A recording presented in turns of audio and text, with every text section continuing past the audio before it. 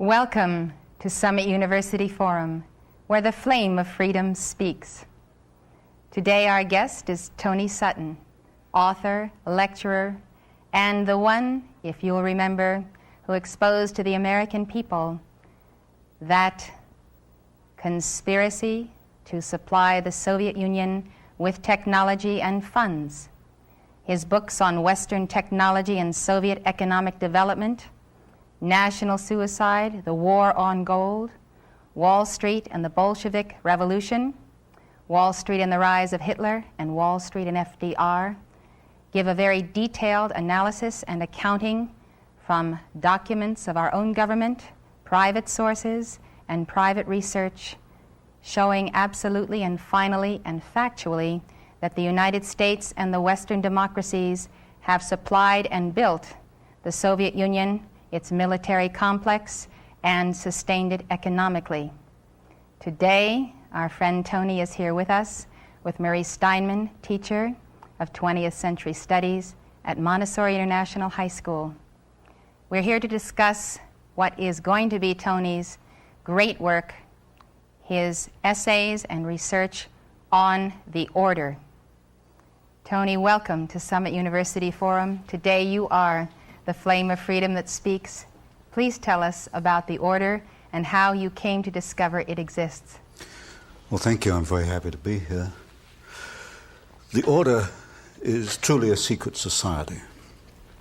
It was founded in the United States at Yale University in 1833.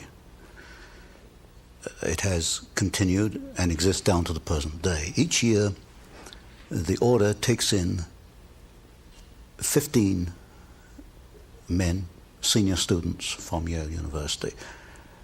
Never more than 15, only once has it been less than 15. In 1946, they took in, I think, 10 rather than 15 members. So what we have is a secret society which, over the last 150 years, has accumulated about 2,500 members, of whom perhaps 500 are alive today. Of this 500, perhaps 100 are actively in pursuit of the objectives of the order. It's not another college fraternal society. Yale University is the only university in the United States, or indeed the world, which has senior societies. These are societies where the 15 are selected in the junior year and actually are initiated at the beginning of the senior year. They stay on campus only 1 year as members. They are called knights. When they graduate, they leave the university, they go out into the world, then they're known as patriarchs. So at any one time, you only have 15 knights in existence, and for the rest of their lives, they're known as patriarchs. And they work during their lifetime, or a number do, towards the ends of the order. They are pretty much guaranteed success. Certainly they're guaranteed financial success. And in my reading of the material I have, I infer that so long as they go along with the purposes of the order, so long as they gear their careers and their lives towards certain ends, then they are guaranteed success. How did I come to this knowledge? Well, up to 6 months ago, I denied that there was a conspiracy, because, frankly, I couldn't prove one. I suspected a conspiracy, but I couldn't prove there was one until 6 months ago. Well, a little before 6 months ago, I received the catalog, which is the membership list of the society, all the way back to 1833, and I received some of their internal documents, enough for me to put together the way they correspond with each other, the operations within the order, to some extent their problems, and to some extent their objectives. Now, this is the book, An Introduction to the Order, by Antony C. Sutton. It has a skull and bones on the front and 322. The 322 is an identification. The order has a temple on the Yale campus. A temple? A temple, yes. It's a building maybe this 50, 60 feet by 40 feet, maybe 40 feet high. There's no windows, two big steel doors. We know what the temple looks like because back in 1880s, a number of Yale students became a little unhappy about what was going on inside this temple. When they went by it at midnight, sometimes they heard strange noises and all kinds of rumors on the Yale campus as to what this might be. There was a break-in. I call it the Yale Gate. There was a break-in to the temple, and the students who broke in cataloged what they found, and they made a drawing, a design of the interior of the temple. And three of the rooms are numbered. One is 322, one is 323, and one is 324. 322 is also, I suspect, the chapter number. And also in correspondence between members, they conclude their correspondence where you and I would conclude yours truly or yours sincerely. They conclude yours in 322. Why 322? There are several theories for this. One is that the order originated with Demosthenes, the Greek, in 322 BC. That's one theory. Another one is that it stems from the founding date in the United States, which was 1832. So really we have the last two numbers, 32, the second chapter founded in 1832. We also know that so far as the order is concerned, we are presently in period 1. Period 1 began in 1801. I don't know when it ends. I don't know when period 3 will begin. Period 1 logically must be sometime before 1801. The skull and crossbones are prominent in their ceremonies, initiation ceremonies. This is a symbol of death. Now, why would they take a symbol of death? Yes, from what I understand, when a new member is initiated, that would be in the senior year at Yale, he's placed within a coffin. Oh my. And now we only know this from the Yale Gate papers. These, I call it Yale Gate. And from the photographs we have of members inside the temple. Many of these photographs are the 15 sitting around a table, and they have this skull and the crossbones sitting on the table in front of them. It is the symbol of death, and it has been called the Brotherhood of Death, and I think it probably more adequately should be called the Brotherhood of Death. Why? What do they do? Well, the way I've had to go about it is organizations like this don't print manifestos. They don't publish manifestos or operation schedules. So what I've had to do is look at the history, the biographies of the leading members of the order and reconstruct their career and see if there's a common pattern in their careers. While doing that, I came across some interesting documents. Some members apparently are not too happy once they become involved with this after 10 or 20 years. One member in particular left a memorandum. He wrote it in 1932.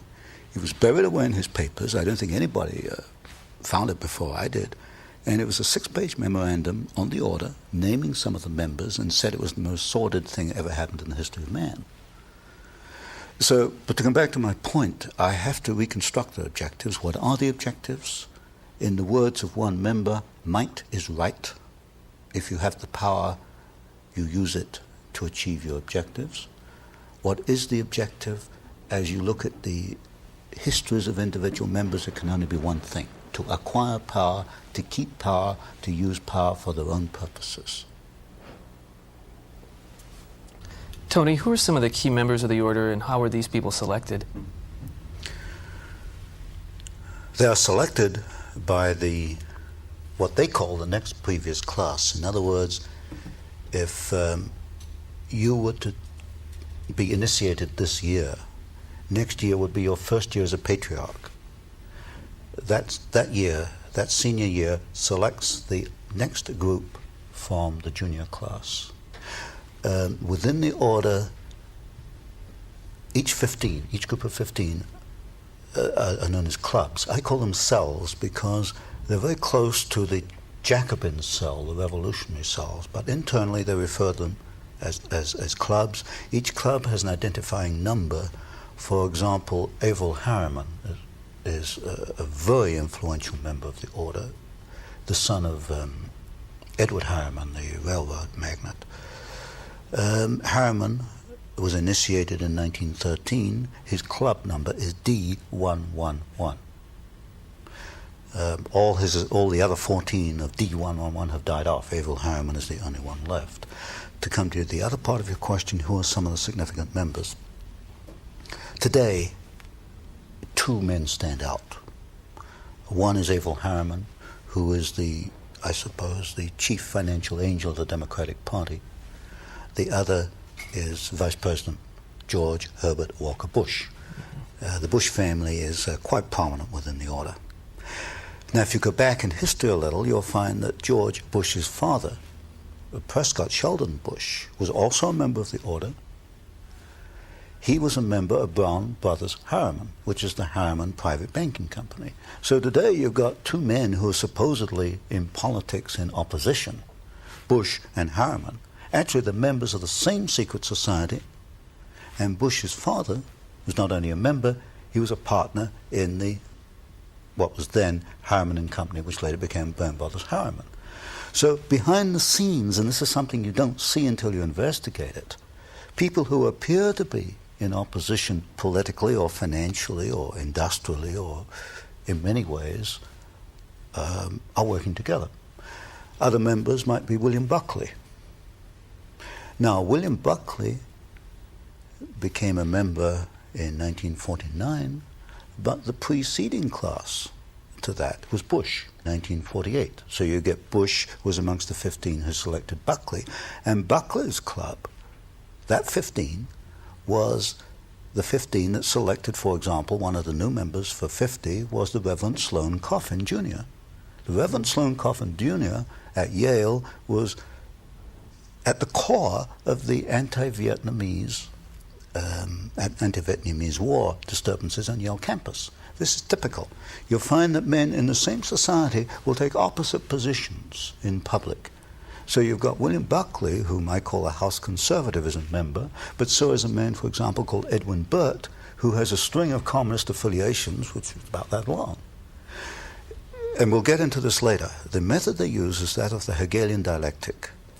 Thesis played against antithesis leads to a synthesis. In other words, for Hegel, for history to make progress, you have to have conflict. And when you look at the key people in the order, you will find that they generate conflict. So Bush and Harriman politically are conflicting. Coffin and Buckley, although part of the same order, are in public conflicting with one another because conflict leads to the new synthesis. Other prominent members, one of the most prominent was Howard William Taft, the only man to be both President and Chief Justice of the United States. The Taft family founded the order in the United States. There have been 8 members, 8 Taft family members within the order. Taft was probably the most prominent member around the turn of the century, 1910, 1920. Stimson, who was Secretary of War under Taft, then Secretary of State under Hoover, Secretary of War under Roosevelt. In other words, at that level, politics disappears, and people often wonder, why does a Democrat join a Republican administration? If you check back, you find often it's not as a member of the order. So key people would be people like Taft, Stimson, Archibald MacLeish, who wrote the Constitution for UNESCO, also Librarian of Congress, the Bush family, the Walker family, and above all today, if there's a godfather in the order, it's Averell Harriman. Well, Tony, here we have an elected representative in our government who could become the occupant of the highest office in the land, who, unbeknownst to those who have elected him, belongs to a secret society with purposes and goals antithetical to those of the United States. Mm-hmm. Now, exactly what causes does the order espouse, and why are these divergent to those of our founding fathers? Well, the causes one can only deduce at this point from the operations of these men as individuals and working together. They want to acquire power above all. Power Political to do what? power. As you look at their actions, the political power is to bring about what they call a new world order, which is a one world. But they use the Hegelian techniques, and we know enough about Hegel to know that not only does this mean the dialectic process, the creation of conflict, but it also means that individuals such as you and I, or anybody watching this program, will be cogs in the state, that we have no individual rights. Individual rights for Hegel come about through obedience to the state. We see it in the educational process, which we'll probably talk about later, that we have adopted what I call a Hegelian system of education, which is not to bring out your innate talents, but to prepare you to be an individual cog in the state. Now, are you saying the members of the order believe this, and this is a part of their worldview? I would say that there is a minority within the order that does believe it. There's one thing I've learned in looking at the papers, that they're not all active. Maybe at any one time only 20% are active. Undoubtedly, the 20% that are active have this goal. If you look at Taft's great work, although as a president he hasn't accounted for very much in the literature, Taft's great work was to bring about the World Court, international law. International law in a World Court will be essential in a New World Order. If you take, for example, the career of Bush, Vice President Bush, when he was ambassador to the United Nations, he helped a process called mondialization, which was a process by which an individual American city would adopt United Nations stature. In other words, it's a diminution, a dilution of U.S. sovereignty. So if you look at these individuals, Stimson is another very good example. Averell Harriman, certainly, in the way he's financed the Soviet Union, his work towards the build-up of the Soviet Union. If you look at these individuals and ask what is the common pattern is the creation of a one world. Now, supposedly, these people believe that they are great benefactors of our society, the wise men, those who are especially endowed to rule, and who also believe that the best interests of America happen to be their own best interests as well. I have never seen anything in their literature which leads me to believe that they have our individual rights in their hearts.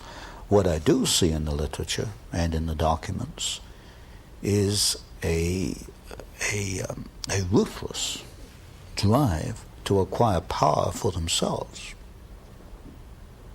and to help each other, because this is one of the tenets of the order, that if you have three men coming before you for a job, the preference absolutely goes to your brother in the order. This is, in my book, The Order, Introduction to the Order, I call these chains of influence, and I trace one pattern where Stimson brought the McBundy family into the War Department. Then the McBundys go on and become key people both in the Department of Defense and in the Council on Foreign Relations. They help each other along the way. And when you get even a small number of men doing this, it can exert a very powerful force, a very powerful influence. So the basic assumption is that because they know what is best for America, the way to preserve that is to amass power to see to it that the destiny they envision comes to pass. My assessment is they're not thinking what is best for America, they're thinking what is best for the order. What is best for the order comes first. Is what is best for America in In that their eyes. order. Yes, in their eyes. And yes. what's good for us has to be good for America, so we will remold America according to Their pattern. That's right. Yes.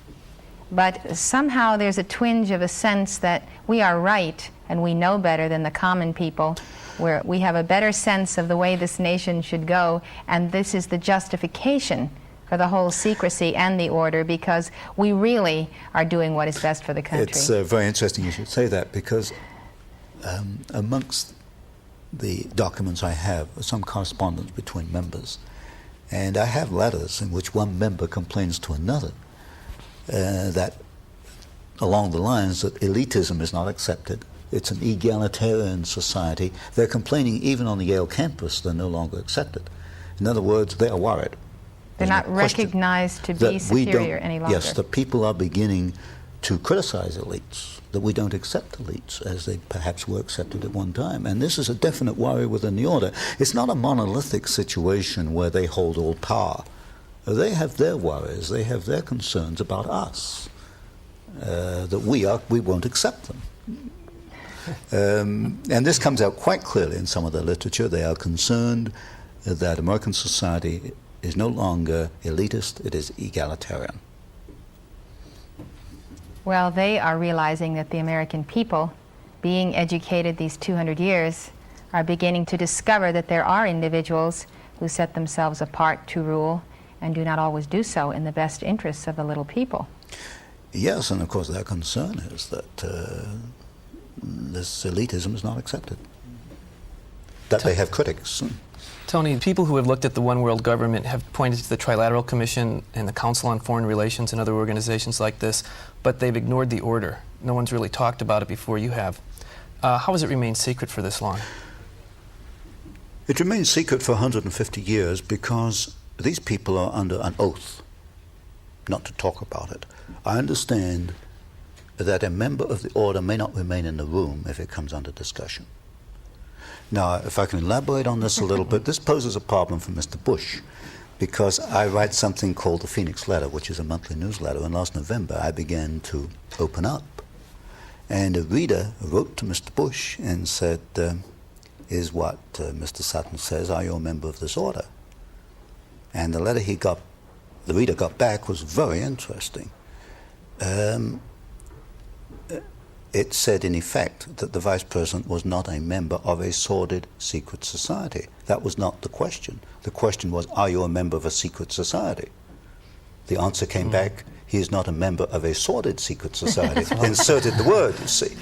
This was a reader who doesn't give up, so he went back again. And I understand that, as it stands, as we are now, that Mr. Bush is not willing either to admit he is a member of the order or to deny it, because they're under this oath not to discuss it. So when people look at the Council on Foreign Relations, in effect what they've been doing is looking at a kind of a veil which hides the order? Yes. The core, or my work, came about almost by accident. If someone had not donated to me the membership list, we wouldn't be here today. It's remained secret because nobody has done that. Everybody's been looking at the Council on Foreign Relations, the Trilateral Commission, the Bilderbergers. They are not truly conspiracies because the membership lists are open. The membership list of the order has not been open. So there's a distinction between the CFR and the Trilaterals and the order. CFR and Trilaterals are not conspiracies because they are not secret. Well, you know, Tony, they have very powerful men in both of these organizations, yes. David Rockefeller, David Packard, who I know you know well. How does the order direct or control people who have such wealth and such influence? It has members of the order in extraordinarily most of your key spots in the United States, in manufacturing, in business, in law, in finance, in banking, you name it, there's a member there. In many areas, it only needs one man on a committee to say no. For example, I've identified so far a dozen publishing houses with one member of the order on the board of directors. All that man has to do is say no, and the manuscript doesn't get published. So one way they influence is by one man's negative vote, often on a committee. If a man will persistently say no, he wins the day. Another way they do it is by social persuasion. It's the country club technique. You'll get two members who are thinking along the same lines. They'll meet David Rockefeller or the David Packards or whatever in the country club. They will both give him the same argument and put pressure on him. So you've got this social persuasion aspect. You can't document it, you can't identify it, but obviously it's at work here. You've got other organizations, particularly the private banks. For example, Brown Brothers Harriman, very important private bankers. I've identified 9 members of the order in this one banking organization. This probably is the core of the order in the United States, Brown Brothers Harriman, the bankers. So there, you've got 9 of them sitting down together, and you know they're working together for financial purposes. So they control and they influence and they dominate in a number of different ways. So would, let's say, Bill Buckley and Mr. Harriman sit down, do they say, let's figure out how we can use a little right-left pressure to move the country in such and such a direction? They wouldn't have to do that. If Averill and Bill Buckley ever sit down, and I'm sure they do, they sit down as brothers in the order, which makes them different from you and I right away. They've gone through the same initiation ceremonies. They know their history. They know what they've achieved. They know what they want to achieve. They sit down as brothers of the order. They don't have to discuss really ways to do things. It's perhaps a little difficult to explain, but they don't map out strategies. They don't have to. They are the strategy. They are the strategy, exactly. So they do what comes naturally then. They do what comes naturally. And this, of course, is very different argument to many people who've promoted conspiracy have made. They get across the idea that these people telephone each other and have little drawings and maps and diagrams. They don't operate like that at all. If you meet these people, they think alike. They talk alike. They come up with the same ideas simultaneously, and they move simultaneously. They know what they have to do. So they're a breed. They're a breed, exactly. Now, Tony, what has this breed done? What are their chief accomplishments in molding domestic and foreign policy and actual events in American history since their founding at Yale? One is they have acquired enormous political and financial power. You'll find representatives of the order in politics, as I mentioned. What have they done with this power? What has happened to America that would not have happened had they not been the order? Creation of war and revolution. Specifically, which ones? Do you have documents on that? The third book in this series, which I'm bringing out, takes 2 wars and 1 revolution. Well, 2 revolutions and 1 war. World War II, the Bolshevik Revolution, and the rise of Hitler, which I call a revolution in Germany. We can find the order behind the Russian Revolution, the Bolshevik Revolution. We can find behind the rise of Hitler. We can find in the maintenance of both of these systems, the transfer of technology to both. Since you've already proven that Wall Street is behind the Bolshevik Revolution and the rise of Hitler, now you're proving that the order is behind Wall Street. Exactly. Now, who's the key figure in the order or figures that mold Wall Street? In order of dominance, Averill Harriman, partner in Brown Brothers Harriman. Stanley of Morgan Stanley. It used to be J.P. Morgan, then it became Morgan Stanley.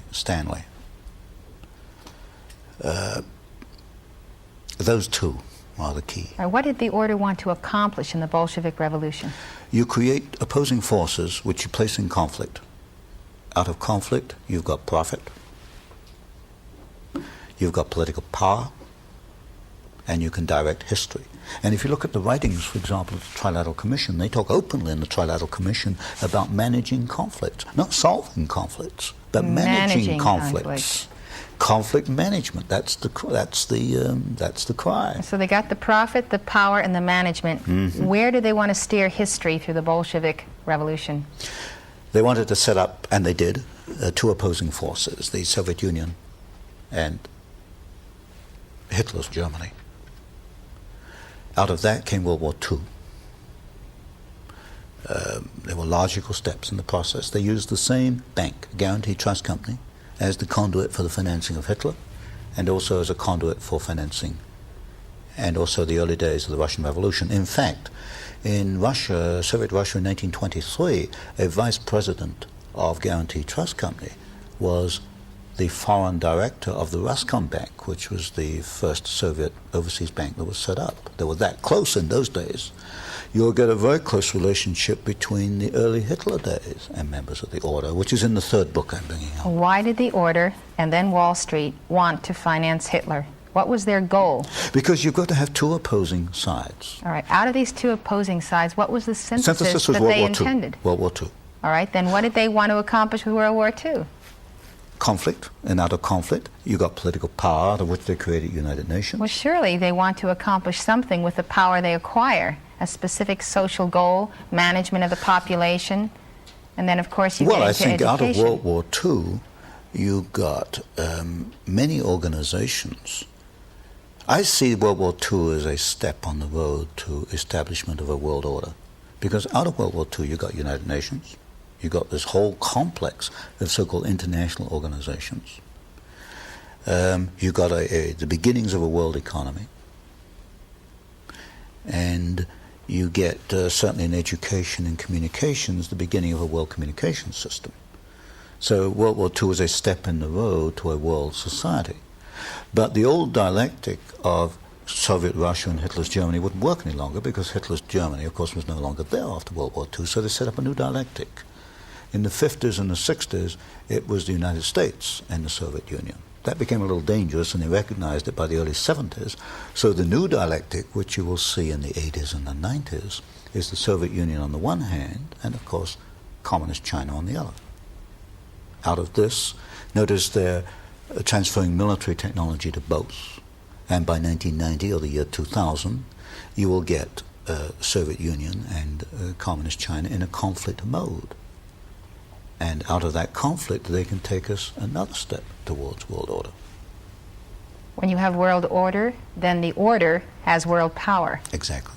And since, as you say, the state is a myth, the power really is in the hands of the order. Exactly. So the goal is power. The goal is power from beginning to end. Stay in control to be sure the masses of the people don't rise up and begin to determine their own fate and destiny. And the way they achieve power is absolutely immoral. As one member said, this was Sumner, said, might is right, which was Hitler's argument. Might is right. If you have the power, you have the right to use it. It goes back to Hegel. As the inversion of Camelot. Mm-hmm. Exactly. Why don't you tell us exactly how they've moved in for control of the common people through the control of education? Do you want to tell us about that triumvirate of Dwight and White and Gilman? Well, there were three men back in the 19th century, three members of the order, whom I identified as being at the very beginning of our modern educational system. One was Gilman, he was the key man. Another was Dwight, who later became president of Yale University, and the other is White, who became president of Cornell University. The key man is Gilman. Gilman was a member of the order. In 1856, he established the Russell Trust. Within the order, they call it the RTA in their correspondence. RTA, for short, was the legal entity which is the financial vehicle for the order. And then Gilman, White, and Dwight all went to Germany. And in the 1850s, the 1860s, there were graduate students in Germany. And that was the time of when Hegel, the philosopher Hegel, was very prominent in Germany. And I have some of the early letters in which you could see that they've picked up the philosophy of Hegel, which is the complete antithesis of what we understand, certainly in the United States and England. For Hegel, the individual is subordinate to the state. This is what they picked up. This is what they brought back. When Gilman came back, he first became president of the University of California. He didn't last too long, because a man called Henry George was then editor of a San Francisco newspaper. Henry George, a socialist in quotes. Henry George was an unusual man. He was against monopoly. They call him a socialist, but actually he was anti-monopolist. Henry George spotted Gilman. He didn't like him. He wrote scathing editorials. In the end, Gilman wrote a letter to Dwight, I think it was, and said, I'm going to have to leave here before the roof falls in. So they found him a job as president of Johns Hopkins University. At Johns Hopkins, he began the process which ended up in control of the modern educational system. He brought in a psychologist, G. Stanley Hall, who had been trained under Wilhelm Wundt in Germany, the founder of experimental psychology. Hall began the process which ended up, by the way, John Dewey did his doctorate at Johns Hopkins under Gilman and under Stanley Hall, came under their influence. But John Dewey, who is the core of modern education, was already a Hegelian in thinking. These people just put a rubber stamp on it. And then came a process which you see time and time again. A man who is not a member of the order, but whose direction in life is towards their goals is helped along. And you can see this in the careers of Hall and Dewey, who were really quite inconsequential men. But they were pushed and promoted and pushed and promoted. And Hall certainly never knew why he had such a successful career. He didn't know behind the scenes, when he needed money, the money was there. When he needed another job was there. And that's what happens with the people of use to the order. Anyway, to come back to Gilman, Gilman made sure that Hall bought Wundtian Experimental Psychology of the United States. This, through John Dewey, ended up in the Lincoln School, the experimental schools, the experimental educational laboratories at Columbia University and at University of Chicago, funded by Rockefeller money. Also in one of my books, I have identified, I think, 500 or 600 doctorates which were awarded by this very small group out of Johns Hopkins. So within about 20 years, these people had awarded doctorates to hundreds of people identified as those already thinking along these lines. So anyone who's an individualist or tends to be a man alone, or who doesn't believe in political power, the use of power for amoral purposes, got shunted to one side. So I can understand why many people, and I've met them over the years, wondered why they never received a doctorate. Well, I can give you one answer, is that they weren't thinking the right way to get a doctorate to appeal to a certain committee. So anyway, out of this came our whole Dewey system of education, and if you look at John Dewey, you will see.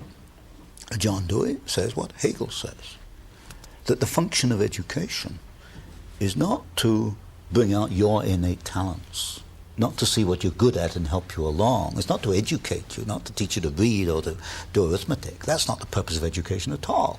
And John Dewey is quite clear if you read him, and so was Hegel.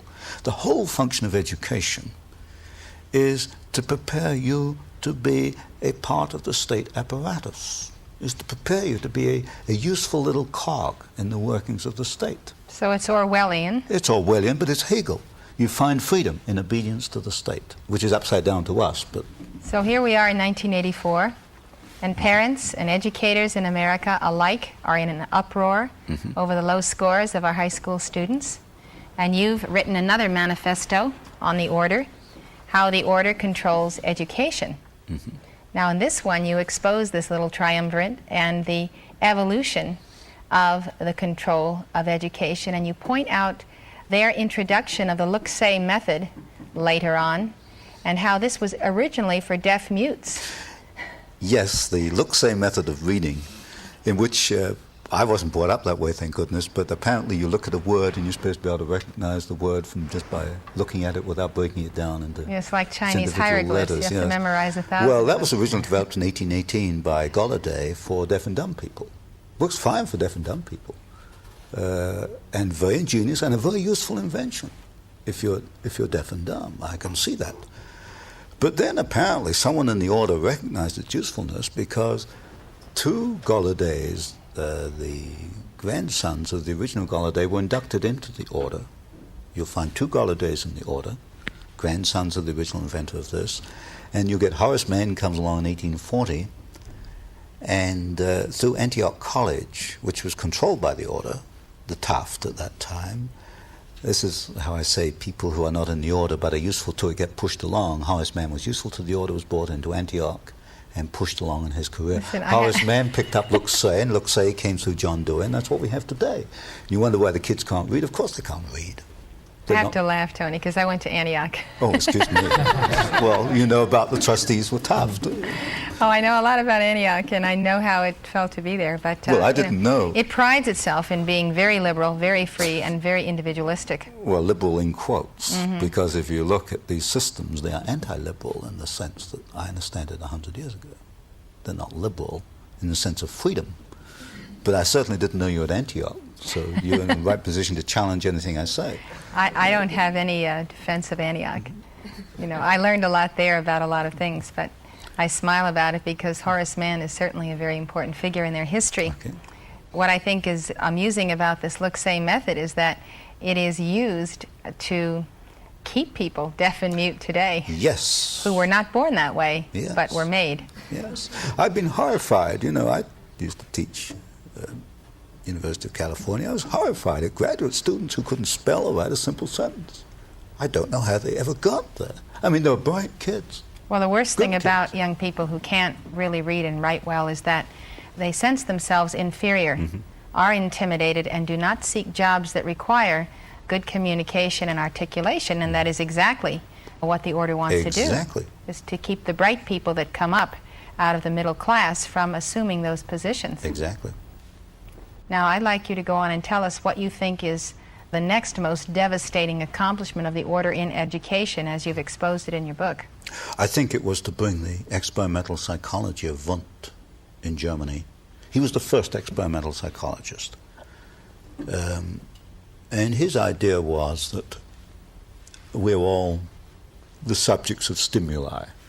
You know, we get hit on the head, so we take moves not to get hit on the head again. That everything we do in life is brought about by external stimuli. And Hall recognized this. He studied under Wundt in Germany and brought the Wundtian method to the United States. This is the basis of the experimental schools and education, that you can stimulate and prod a student to follow a certain road. I think it's the Wundtian psychology that is Well, vital. it's the animal theory. The animal theory, exactly. And of course, that excludes the concept of the interior self and the process of education being the process of the unfoldment of that inner self, the meshing of the soul with the mind, with the physical body, the development, the drawing back from the subconscious of the accomplishments of previous embodiments, the talents of existence, and therefore education contributing to the ongoing evolution of the soul, who does not begin and end with the physical body. But, of course, Wundt is essential for the Hegelian theory of the state. If you're going to be a cog in the state, you've got to see yourself as an animal and is subject to external stimuli. You can't see yourself as an individual with a soul that needs development. Well, history has proven that no one, no power, and no system can ultimately control the person in whom the divine spark is still ignited and where that flame of freedom is. And so freedom transcends all of this attempt to control. The only way you can control anyone is to first make him into either an animal or a mechanization man. If I can interject a comment here, it's very interesting that I think the order recognizes this. Within their correspondence, I pick up complaints. The people are not responding as they expect to be. They expect them to respond. They're too individualistic, and they're worried. They are definitely worried. In fact, I have one letter from one member to another in which he tells his friend to not give up. Don't give up. And here we've got all people in the, in the outside free world, as I call it, who are worried that they're going to take us over. Look, they're the ones that are worried, not us. We outnumber them, right? Well, there's only a few of them. There's 200 million of us in the United States. There's only 500 of them or so right around today. I mean, we can remove them if we had the power. Well, we do have the power. Oh, at some point, yes, when people know. People have the power when they know they have it. Yes, exactly. And this is why you have to keep these things secret. I mean, once they become open, the power to a great extent is gone. But the point I want to make is they are worried. They're worried because people don't accept what they want. Tony, speaking of education, what are the controls, let's say, at Oxford and admissions to other major schools in this country and at the high school level, and how do they really control higher education worldwide? Oxford is a very important link in a world pattern. Carol Quigley, who wrote Tragedy and Hope, used to be professor of international relations at Georgetown University, identified the British equivalent to the order, as known as the group. The group stems from Oxford University. And so what there is in England is a rather similar order, which has liaison with the order in the United States. That stems from Oxford. How they control admissions, I don't think they control admissions that closely. I don't think that's the problem. I think the problem is twofold. One, at the doctorate level. You're not going to get a doctorate in any Western university if you argue against or produce evidence against the major direction of the order. Is that really true? I think that is true. In any major Western In university? any major Western university. Today? Yes. This is another story, but I've been quite surprised at the links, for example, between British universities and American universities at that level. Secondly, in the development of a career, you're not going to be hired in certain areas if you have strong views which are against the requirements of the order. For example, you're not going to become a commentator on CBC if you're an outright exponent of individual rights. Now, I'm not saying that none of the existing commentators are members of the order, let me put it that way, but directors of the networks are. But one cannot say that any present commentator on television is an outright exponent of individual freedom. They're all tinged in a little way with this collectivist aspect. In publishing, you're not going, or as an author, you're certainly not going to make strong headway. I've identified so far a dozen publishing firms with members of the order, and it only takes one to turn down a book.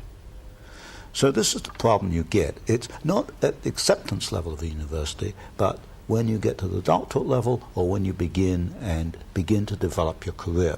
So my suggestion would be, if in your career you run into roadblocks, and if you're in a career that might possibly have some usefulness to the order, you better look at your own philosophy and see if it is collectivist enough or not. And if you want to make some headway in this world, you better become a collectivist. Of course, you might lose your own integrity along the way, but that's your decision and not mine. Tony, the president had a task force on education, and they said that education had really declined, and it's really not important to look at the causes, it's important to look at the cures. We have to go ahead and improve education. Well, I've got a simple answer to that. The report was useless, because what did it do? It just provided more money to do what has been done before. That was the same thing they did in the 50s. Remember when Sputnik went up in 1957? Oh, we got a tremendous problem in mathematics and science. They poured billions into education. It didn't change the fundamental bases, which is to train you to be a cog in the state machine.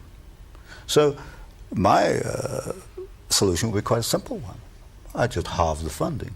Halve the funding. Halve the funding, and if they didn't get their act together, to put it bluntly, and get a freedom, an educational system which would bring out innate talents, I'd halve it again. And just keep halving it until the educational people understood the function of education is to develop the individual, not to develop a state machine.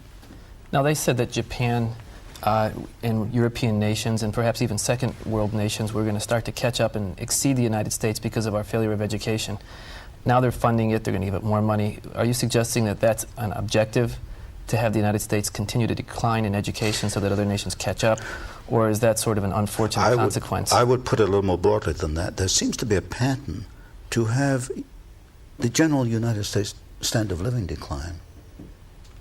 And not only education, but in order to raise the rest of the world to the American standard of living, they're going to allow the American standard of living or force it down, because the system here over 200 years has been too successful.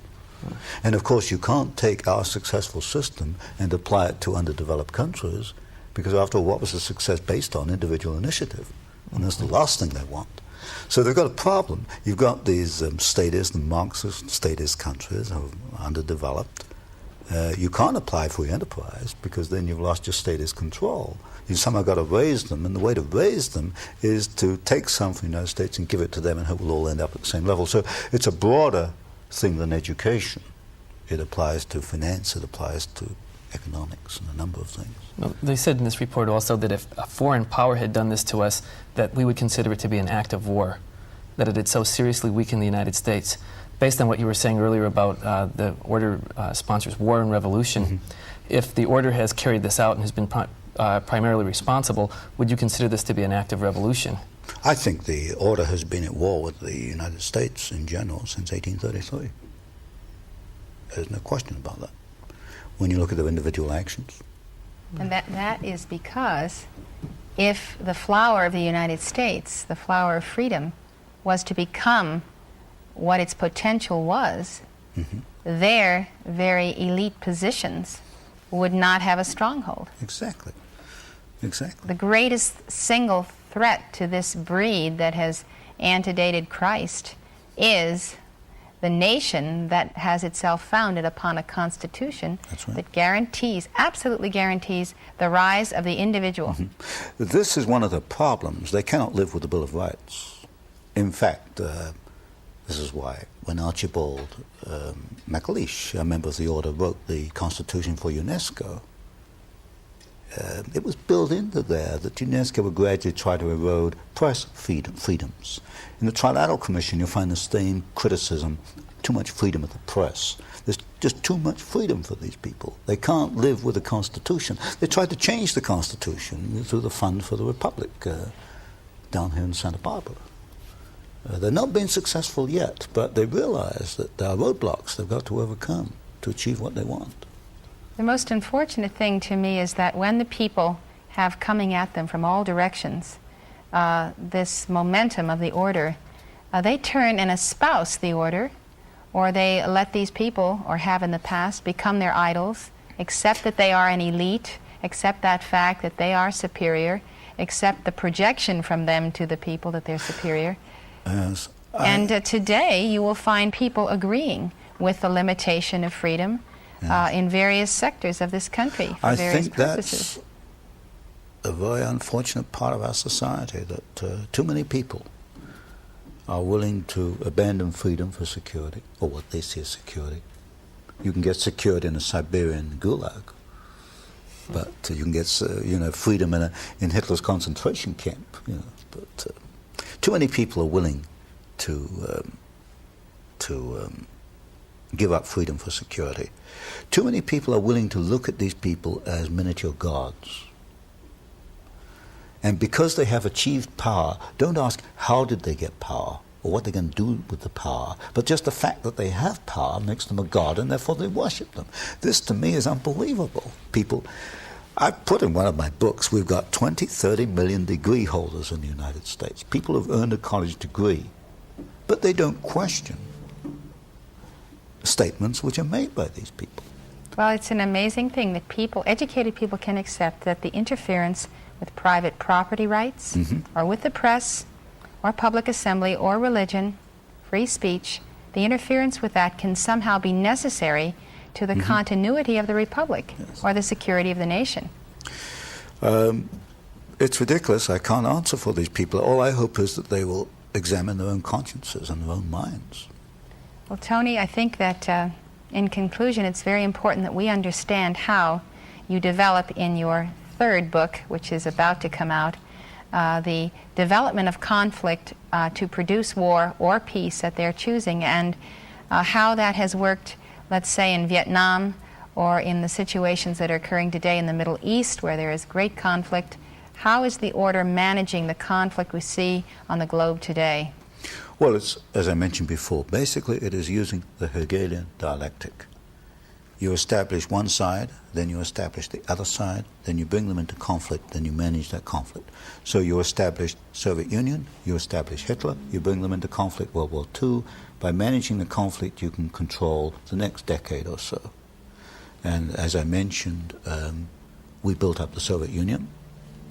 We're building up Red China today, Communist China. We're even going to send the military technology. So by 1990, 2000, we've established the two sides. We bring them into conflict. Now tell me, why does Reagan go along with these agreements with Red China, which he just did, to supply this technology? He's not a member of the order.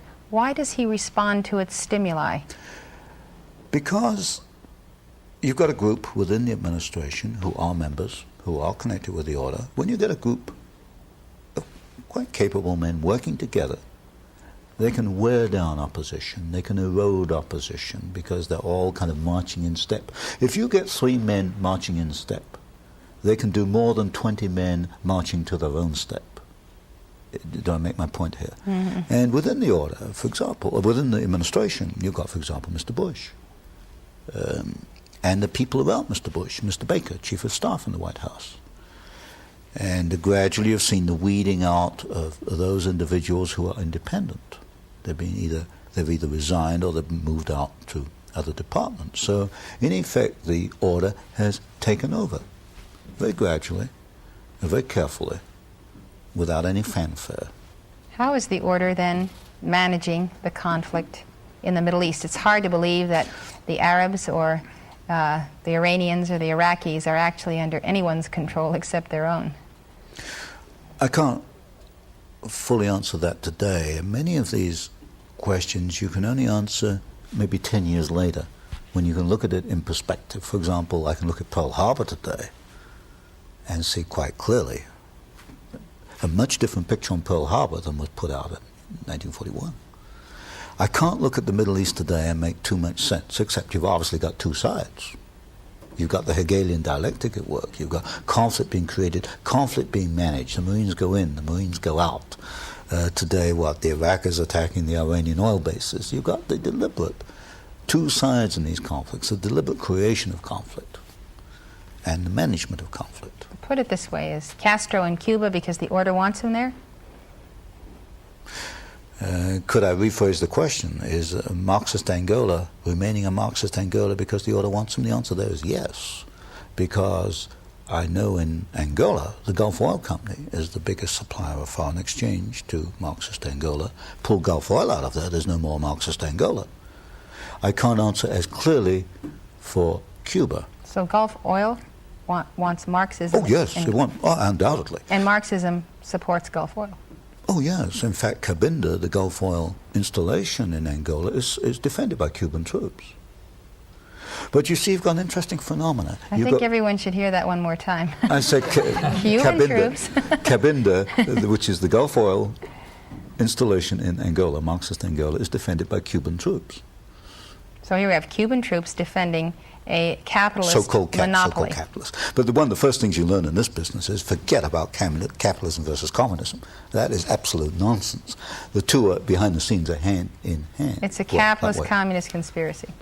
One conspiracy. Yes, but you need the so-called conflict between the two to keep people focusing. Look, they keep you looking over there. Capitalism versus communism. That makes a nice little picture. You get books on it and films on it, capitalism versus communism. That's not where the action is. The action is over here. Well, what's the greatest single threat to the United States in terms of Central America, Nicaragua, El Salvador, the government of Mexico, that we need to be aware of in terms of an understanding that it is the order that is arranging things that are very detrimental to the future of this country?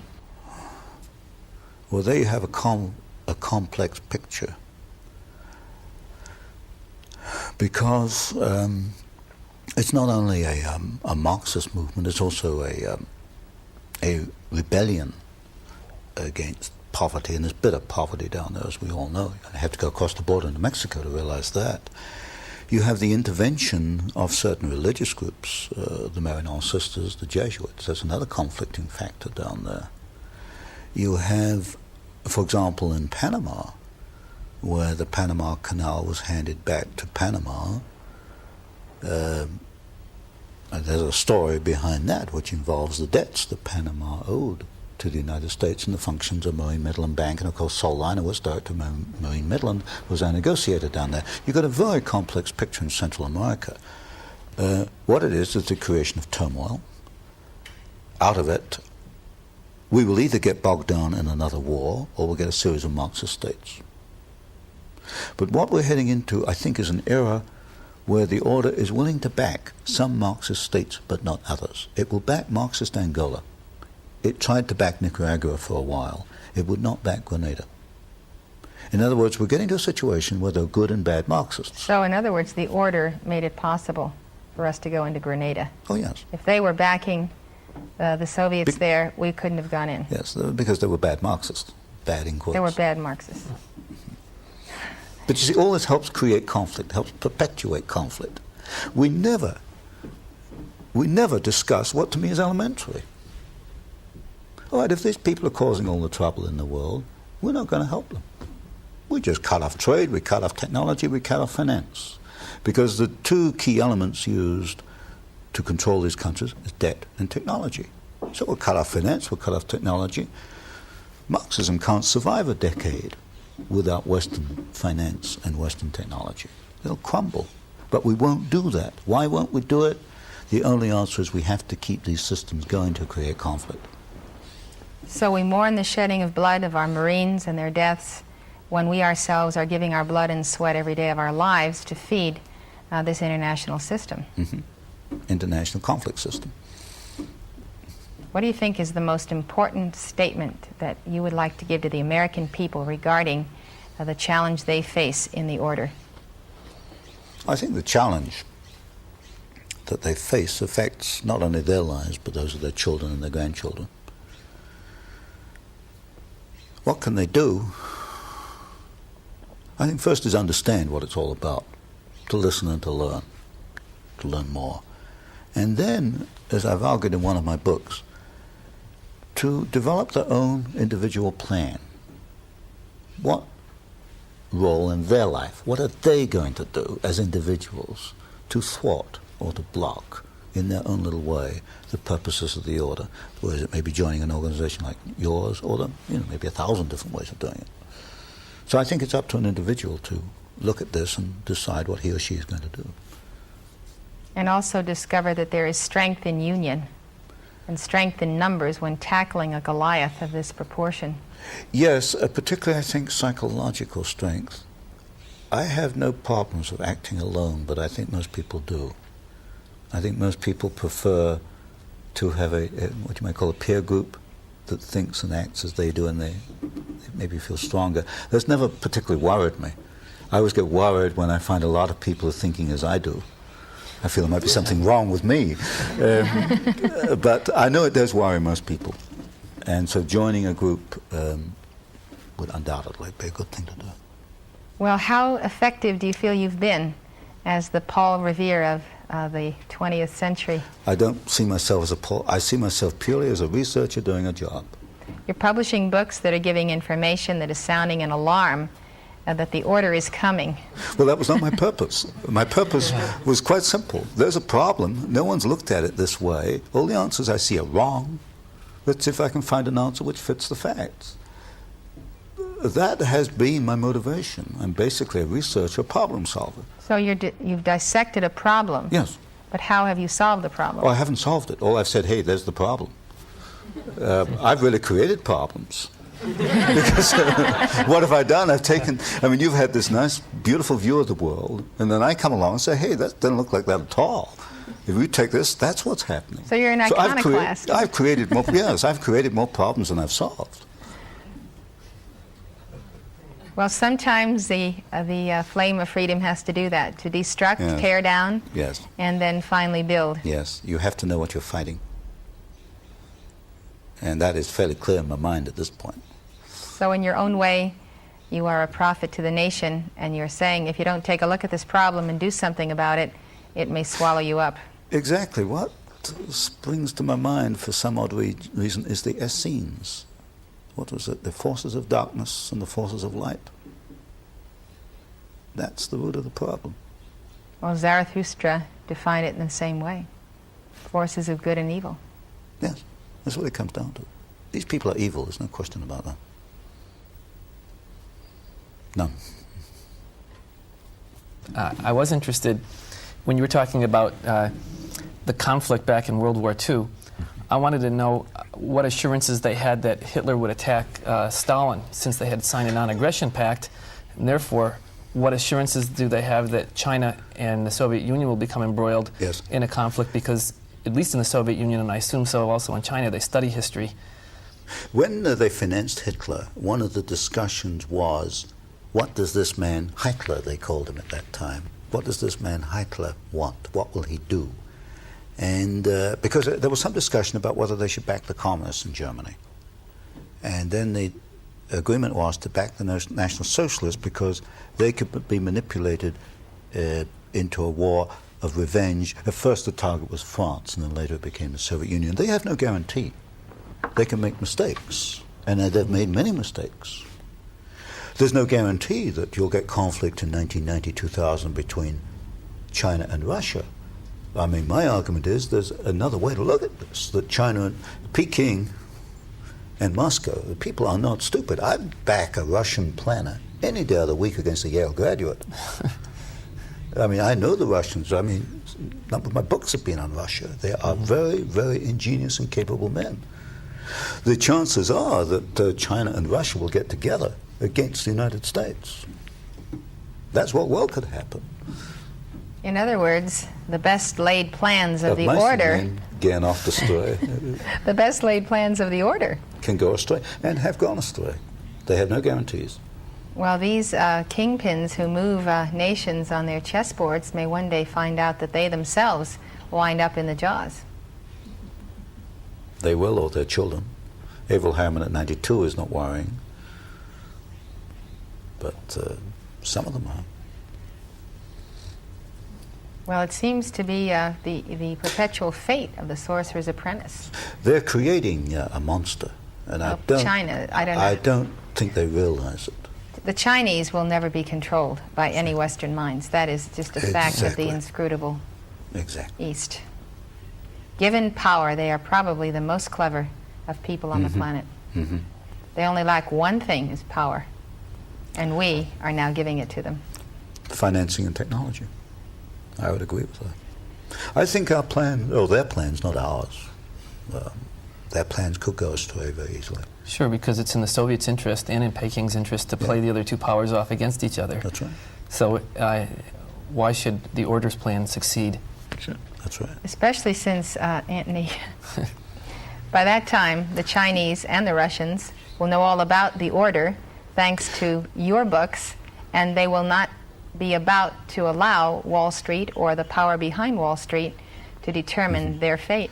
I think they are aware of the power of the order.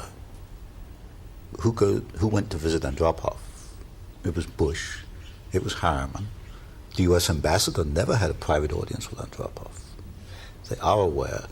The thing is, how are they going to play on the awareness of the world public? Now this has become public. How are they going to use that? How can they manipulate that? And I think they could.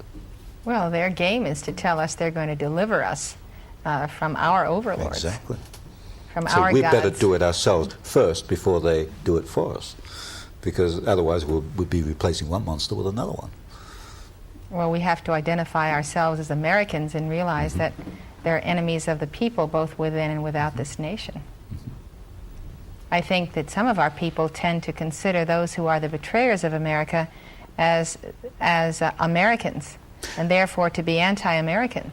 They don't think of themselves as Americans. No, but our people, the common people, think that the members of the order in this country or the power elite are Americans, and then they tend to become anti-American or anti-the elite. That's a great mistake, It because is. they may historically have come from the Pilgrim Fathers, but they gave up being Americans 50, 60, 70 years ago. Maybe they never were. Well, maybe they never were. That's another story. Maybe they never were. Tony, does the order have a vested interest in the nuclear hysteria? And are they... Oh, yes. They were there right from the start. The Manhattan Project, which was the United States project to develop the atom bomb. Stimson, a member of the order, was Secretary of Defense. His two assistants in charge of Manhattan Project were Harrison and McBundy. 3 members of the order started up the atomic project. When it came to target selection for dropping the bombs on Hiroshima and Nagasaki in Japan, the order came along and wiped out certain targets. They didn't want, for example, Kyoto bombed. They've been there right from the start. And of course, to bring your question up to date, it's very useful as a means of creating a fear in people. Right. Are they interested, or are they worried themselves about a nuclear war, or do they try to exploit the fear of global annihilation? I think it's exploitation of the fear. I don't think they have any belief that one will come about. Well, what do they look upon their Soviet counterparts who are building underground bunkers, civil defense? Do they think this is a waste of time and money? Or? Of course, you've got to look at it from the Soviet viewpoint. Why are the Soviets doing this? It's because they truly fear these people. You know, I'm about as anti-Soviet as you can get, but I'm not going to say that everything the Soviets think and do has no foundation. I think the Soviets really do believe that these people are a threat. That the order is a threat? A threat to whom? to their order. As a matter of fact, they have an order too. It's called the Brotherhood. It's called the Brotherhood. Yes, they have an order too within the Kremlin. That's why Chernyenko got the job and not a much younger man. He's the last of the old members of the order. So you've got the Oxford situation, the group in England. You've got the order in the Soviet Union. You've got an order here. Anywhere else? Not that I found so far. I'm interested what's behind all this. Because if you get, say, 500 members of the order today in the United States, there must be a smaller group. 500 don't get together and decide things. There must be a small inner group. I identify Averell Harriman undoubtedly as being the godfather, the chairman, but the others must be a dozen. Who's the heir apparent to Abraham Harriman? I would say Bush. My guess is Bush. My guess. But I don't know. And would you say that President Reagan does not know this? He does now. But he didn't 2 months ago. How do you know that he knows? Well, because I understand my newsletter goes to the White House, so I guess somebody told him. I know they told Mr. Bush.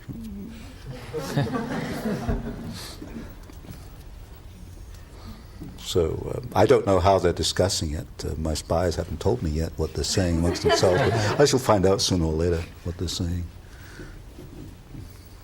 Tony, we'd like to thank you for being with us at Summit University Forum, where the flame of freedom speaks and where you have been its spokesman today. Thank you very much and come back soon. Thank you very much.